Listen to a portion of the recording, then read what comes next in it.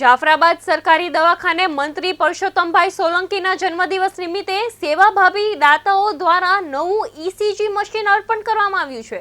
અગાઉ દવાખાનામાં ECG machine બંધ હાલતમાં હોવાથી દર્દીઓને સારવારમાં ભારે મુશ્કેલીઓનો સામનો કરવો પડ્યો હતો। આ સમસ્યાની જાણ થતાં દાતાઓએ નવા મશીનનું દાન આપ્યું હતું। નવા ઈસીજી મશીનોથી હવે જાફરાબાદ શહેર તેમજ તાલુકાના દર્દીઓને સમયસર અને સરળ સારવાર સેવા ઉપલબ્ધ બનશે, જેને લઈને સ્થાનિકોમાં ખુશીની લાગણી જોવા મળી રહી છે।